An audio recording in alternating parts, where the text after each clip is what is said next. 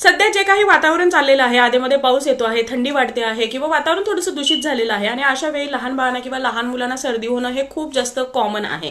काल मला एका मदरचा डीएम आला की त्यांच्या बाळाचं नाक आहे हे बंद होत आहे आणि त्यासाठी ते जे काही सलाईन ड्रॉप्स मिळतात तर ते नाकामध्ये घालत आहेत, पण तरी सुद्धा नाक मोकळं होत नाही किंवा बाळाला श्वास घ्यायला त्रास होतो आहे किंवा बाळ हा व्यवस्थित झोपत नाही. मध्ये मध्ये नाक बंद झाल्या कारणामुळे बाळाला झोपमोड होते आहे बाळाची. आणि अशा वेळी मग काय करायला हवं की जेणेकरून बाळाचं नाक हे छान ओपन होईल किंवा मोकळं होईल आणि बाळ हा रात्रभर शांत झोपायला मदत होईल.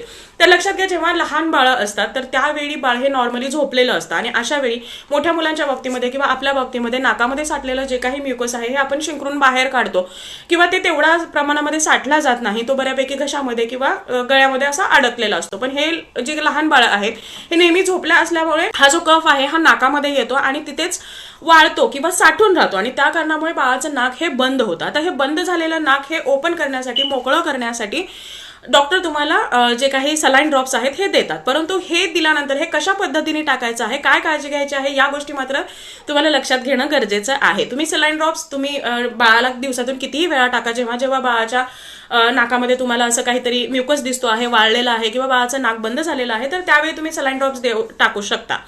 पण स्पेशली रात्रीच्या वेळी तुम्हाला काय काळजी घ्यायची आहे, जेव्हा बाळाच्या नाकामध्ये तुम्ही सलाईन ड्रॉप्स टाकता तर त्यावेळी अगदी 5 मिनिटांसाठी बाळाला तसंच झोपू द्यायचं आहे पाठीवरती, की जेणेकरून त्या सलाईन ड्रॉप्समुळे जे काही ड्राय झालेला म्युकस आहे हा थोडासा मोकळा होईल, लूज होईल.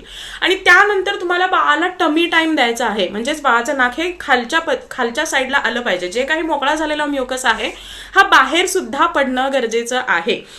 नॉर्मली काय होतं, सलाईन ड्रॉप टाकल्यानंतर एक थोड्या वेळाने बाळ हा शिंकतो आणि त्या शिंकेतून ते जे काही म्युकस आहे हा बाहेर पडतो. पण जर पडत नसेल किंवा खूप जास्त प्रमाणामध्ये असेल तर बाळाला तुम्हाला त्याच्या टमीवरती झोपवणं आवश्यक आहे, जेणेकरून नाकामध्ये साठलेला जो म्युकस आहे हा खाली येईल. आणि जर तुम्हाला थोडंफार इकडे तिकडे दिसत असेल तर तुम्ही टिश्यू पेपरनी तो क्लीन करू शकता. जर तुम्ही सलाईन ड्रॉप्स टाकून सुद्धा बाळाला टमीवरती झोपवलं नाही किंवा जो काही लूज झालेला म्युकस आहे तो बाहेर पडला नाही तर तो परत थोड्या वेळाने ड्राय होणार आहे आणि परत बाळाचं नाक हे बंद होणार आहे.